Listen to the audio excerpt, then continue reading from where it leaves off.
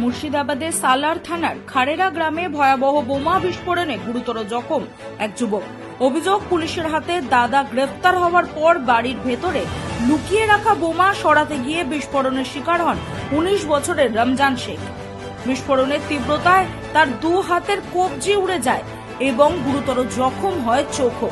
স্থানীয়রা আশঙ্কাজনক অবস্থায় তাকে উদ্ধার করে প্রথমে সালার গ্রামীণ হাসপাতালে নিয়ে যায়, পরে অবস্থার অবনতি হওয়ায় তাকে বহরমপুর মুর্শিদাবাদ মেডিকেল কলেজ ও হাসপাতালে স্থানান্তরিত করা হয়। ঘটনার পর থেকেই এলাকায় তীব্র আতঙ্ক ছড়িয়ে পড়ে।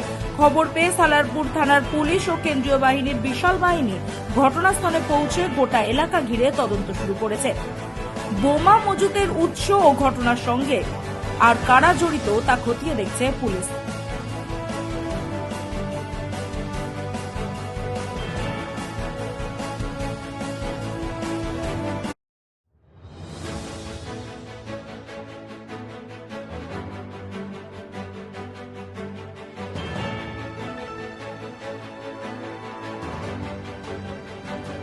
উত্তর 24 পরগনার বসিরহাট মহকুমার হাড়োয়া থানার অন্তর্গত কুলটি গ্রাম পঞ্চায়েতের কামারগাতি গ্রামে গভীর রাতে পুলিশের অভিযানে চাঞ্চল্য ছড়ালো। গোপন সূত্রে খবর পেয়ে হাড়োয়া থানার ভারপ্রাপ্ত আধিকারিক পারভেজ আলমের নেতৃত্বে এলাকায় হানা দেয় পুলিশ। অভিযানে একটি দেশি পিস্তল সহ 65 বছর বয়সী মহাদেব মণ্ডলকে গ্রেফতার করা হয়।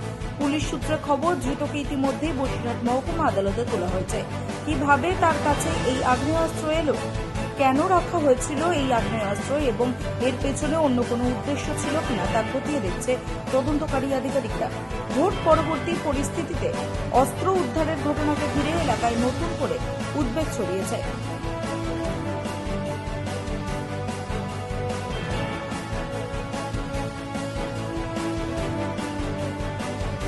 ব্যুরো রিপোর্ট, রাত